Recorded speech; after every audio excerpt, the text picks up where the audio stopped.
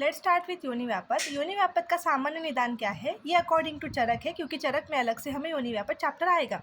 तो क्या है? मिथ्याचार, प्रदुष्टार्थ, बीज दोष और दैव प्रकोप। दैव प्रकोप मतलब अगर पिछले जन्म का कुछ कर्म खराब होगा तो इस जन्म में योनि व्यापद हो जाते हैं। अब वो देखते हैं संख्या और प्रकार। तो सब आचार्य ने वाग्भट, सुश्रुत, भाव प्रकाश और चरक सबने इसकी संख्या 20 ही बताई है। तो ये चरक का श्लोक है, क्योंकि चरक में फिर से हमें योनि व्यापद चैप्टर आएगा, तो हम सब चीज़ें चरक के अकॉर्डिंग ही लेंगे। तो श्लोक क्या है? विंशति योनि व्यापद इति। ये श्लोक सब लोग कर लीजिए, बहुत आसान सा श्लोक है, विंशति योनि व्यापद इति। तो अब देखते हैं आचार्य चरक ने इसे डिस्ट्रीब्यूट कैसे किया है। तो वातज के ये जो नंबर है, वातज, पित्तज, कफज, वात कफज, वात पित्तज और त्रिदोषज, ये इस तरह से आते हैं टोटल 20 में से। तो वातज के कुल मिला के है 11। तो हम इस 11 नामों को कैसे याद रखेंगे? तो नाम देख लेते हैं पहले। वातिकी, अचरणा, अतिचरणा, प्राक्चरणा, उदावर्तिनी, पुत्रग्नि, अंतर्मुखी, सूचिमुखी, शुष्का, षंडी, महायोनि। तो ये नाम है। अब देखो, वातज का वातिकी है, ये वातिकी ही वातज है, पर इसको नाम दिया है वातिकी। तो ये हम अलग से ध्यान नहीं रखेंगे, ये हमें समझ में आना चाहिए कि वातज का वातिकी हो जाता है। तो जो बाकी के 10 है उसके लिए मैंने बनाई है ट्रिक, जिससे हम ये 10 के 10 याद हो जाएंगे नाम। तो ट्रिक क्या है? सुषमा के महान पुत्र का मुख, चरण और उदर।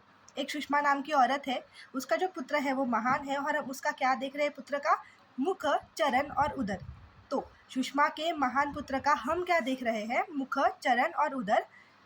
और महान शब्द आप भूलिएगा मत, क्योंकि वात दोष की वजह से ही सब दोष होते हैं, सब रोग होते हैं, इसलिए महान ये शब्द वातज योनि व्यापद में आता है। ठीक है? तो शुष्का के शु से हो जाएगा शुष्का, श से हो जाएगा षंडी, महान से हो जाएगा महायोनि, पुत्र से हो जाएगा पुत्रग्नि, मुख। मुख में 2 वर्ड्स है, तो इसमें आएंगे 2 योनि व्यापद, एक सूचिमुखी, दूसरा अंतर्मुखी। फिर आता है चरण, चरण में 3 वर्ड्स है, तो इसमें आएंगे 3 योनि व्यापद। कौन से? अतिचरणा, अचरणा, प्राक्चरणा और बचता है उदर। तो उदर में आ जाएगा उदावर्तिनी। तो इस प्रकार शुष्का के महान पुत्र का मुख, चरण, उदर, इससे हमें वातज के 11 योनि व्यापद याद हो गए। अब देखते हैं पित्तज के। तो पित्तज के 3 ही आते हैं। ठीक है? पित्तज के योनि व्यापद 3 ही है। एक तो पैत्तिकी है, जो कि पित्त की वजह से होगा, ये तो ऐसे ही याद हो जाएगा। फिर आता है रक्त योनि।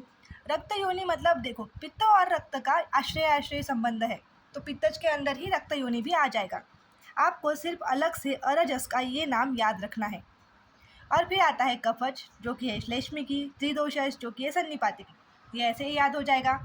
फिर आता है वात पित्तज। तो इसमें दोष कौन से है? वात और पित्त।